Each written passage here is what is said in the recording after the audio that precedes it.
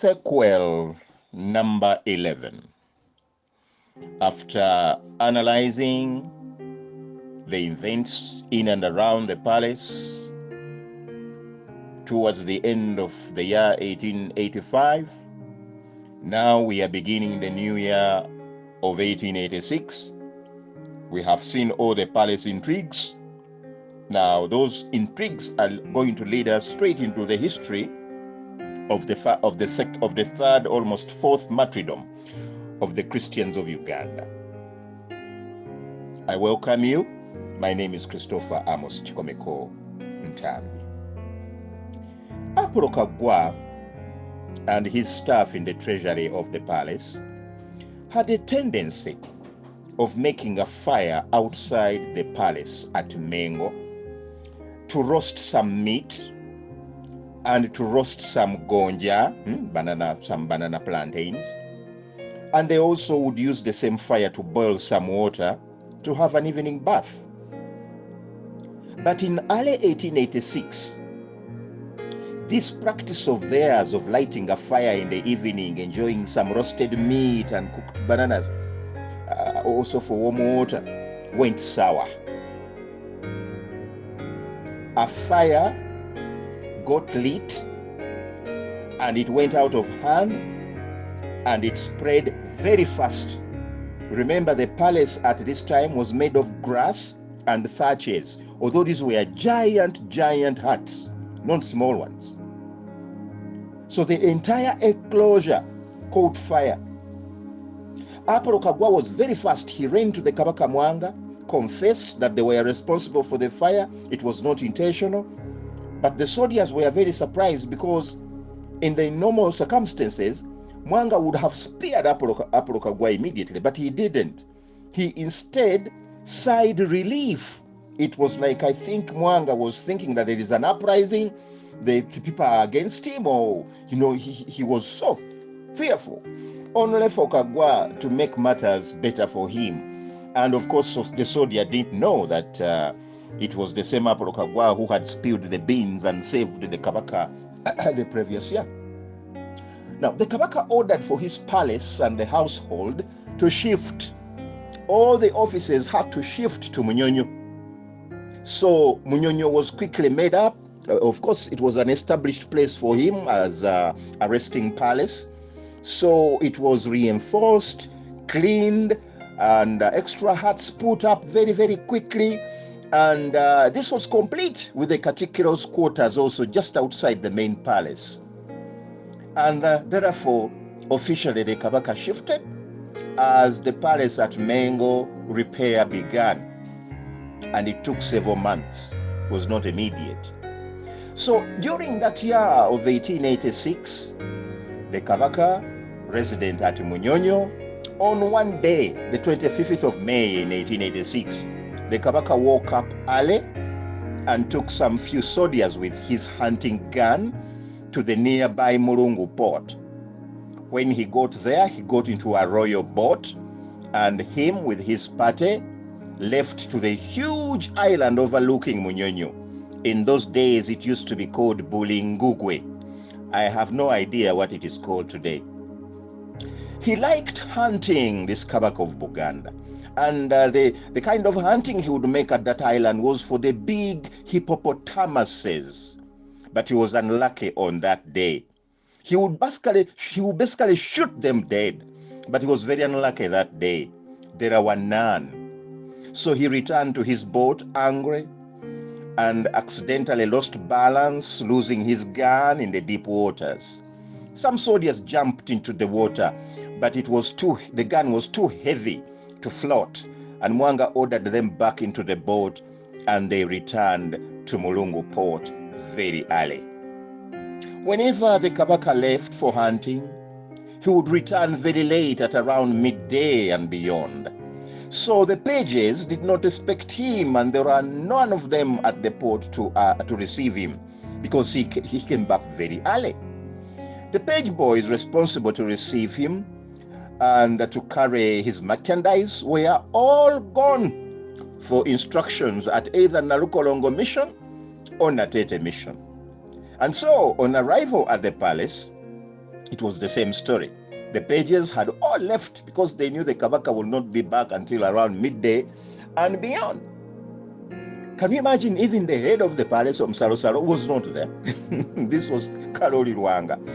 He had also gone to Nalukolongo. Now, that worried Mwanga, and he summoned his Katikiro Mukasa, the Sosara, and pondered on how to punish the page boys. The Katikiro suggested the same penalty as that for Joseph Barikudembe the previous year. But Mwanga reasoned it was like it would be better to give them a choice. Those willing to renounce Christianity and abandon the European missions could be given a second chance, while those who stubbornly refused would continue to attend those classes at either Narukorongo or Natete, then those are the ones who should actually get executed. The Katikiro agreed with Mwanga's idea and asked to summon the chiefs and the great Lukiko to pass the edict. At around midday of the same 25th of May, 1886, senior page Dennis Sebugwao and a young page called Muafu, a very favorite of the Kabaka, that he was favorite because he's the one who prepared the royal concerts for the Kabaka each night. So those returned first. They were asked to report to Mwanga, who on seeing the two asked them where they were coming from. They said the truth, that they were from Nalukolongo, the mission there for Roman Catholics, and that Mapera himself was in charge of giving them instructions. Mwanga too, looking with rage, pulled out a spear from one of his soldiers and personally pierced Dennis Sebugwao with it. He began bleeding, and Mwanga ordered his soldiers to take him away from the palace and kill him within that very hour. He ordered the young Moafu to disappear from his face.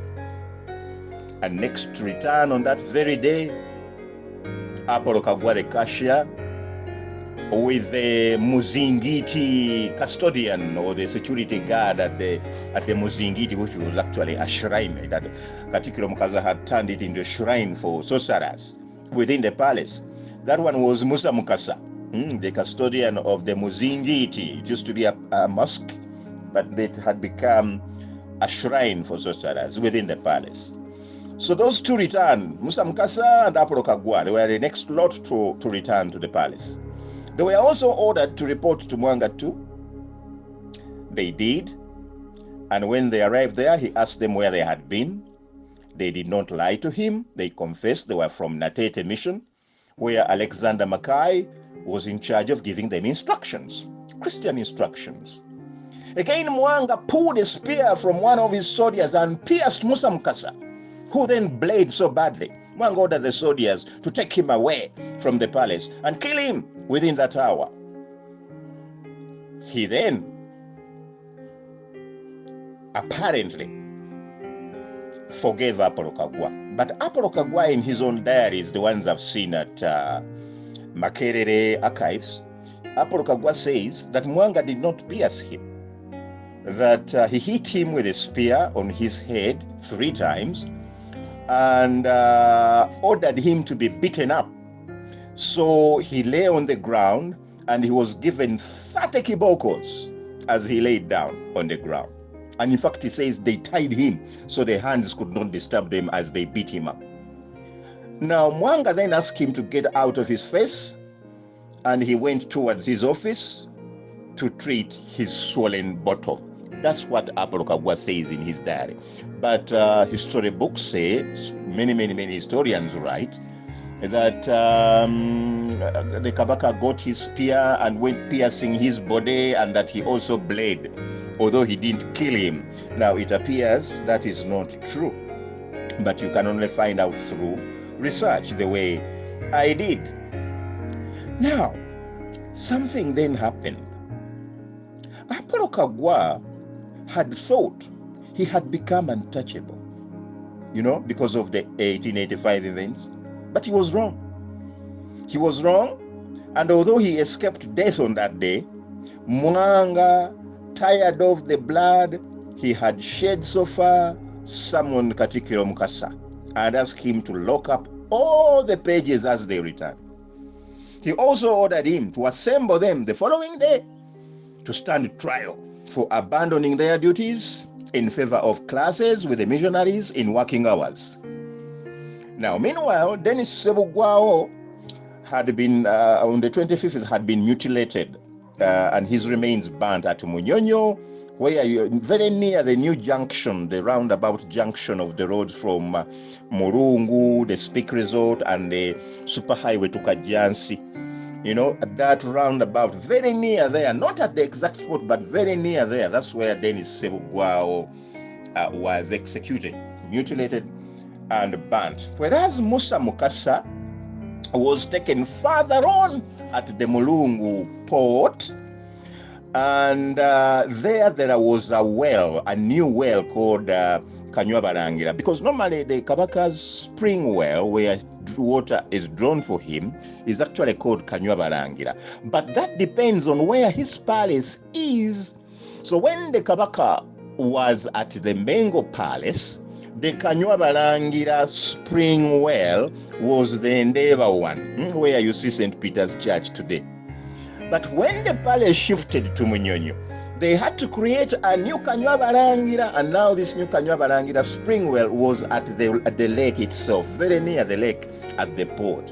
And so that's where they took Musa Mukasa and they mutilated him and burnt his mutilated body to ashes on the 25th of May 1886. The soldiers returned to the palace and reported the successful mission accomplished. The following day, all the Christian confessing pages reported to the royal palace. The chief executioner, Chibuka, and several county chiefs and sub-county chiefs were also present at Munyonyo. And Mwanga told them about the disobedience of their sons.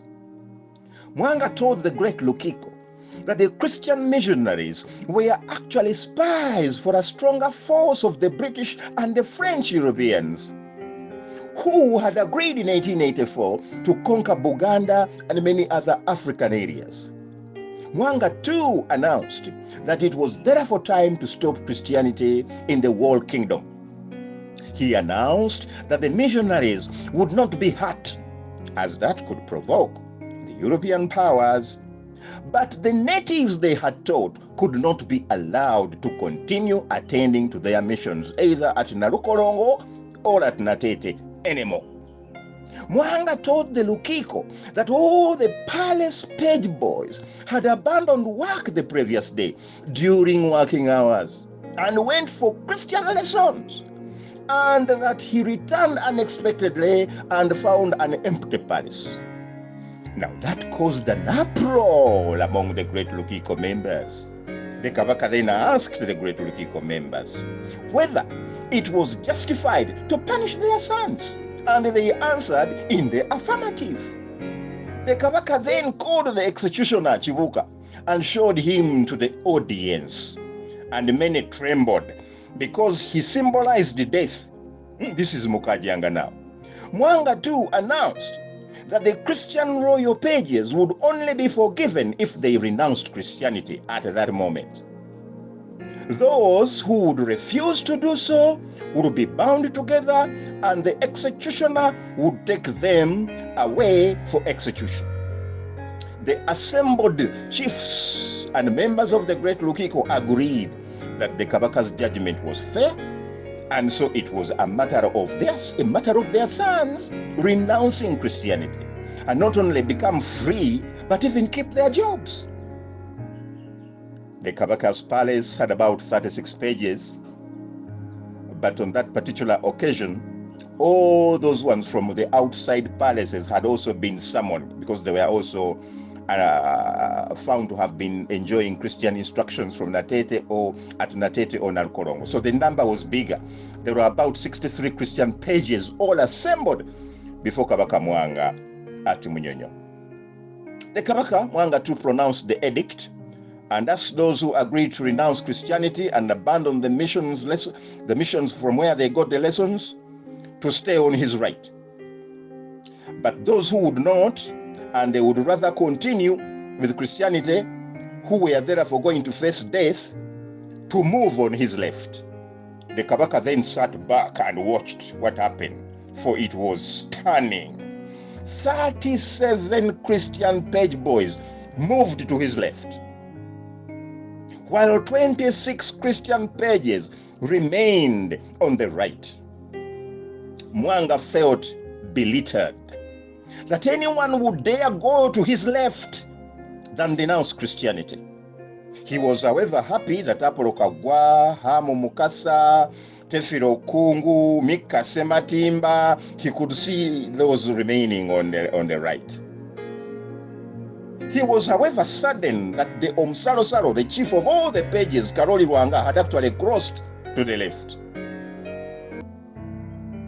He was also very saddened that Weusa, his tailor, had crossed to the left. That Muafu, his favorite young page, had also crossed to the left. There was also another very young boy of around 14, 13 years, John Baptist Kizito. He had also gone to the left. So the executioner, Kibuka, who was feared by many, was himself also trembling as his own son, Mbaga Tuzinde, Omwana wa Muganda, had crossed to the left of the Kabaka. So Kabaka Mwanga then pronounced the death penalty on all the Christian pages who had crossed to his left. He ordered Mukajanga to march the group to Namugongo and burn them to ashes. But if any of them recanted on the way, or even at Namugongo, the Kabaka ordered that such a page should be let free at that time. Brethren, this is the Seqeul number 11. Tomorrow, we shall see then what happened thereafter. May the good Lord bless us as we celebrate the Church of Uganda at 150 with Christopher Amos Chikomeko Ntambi. Have a good night.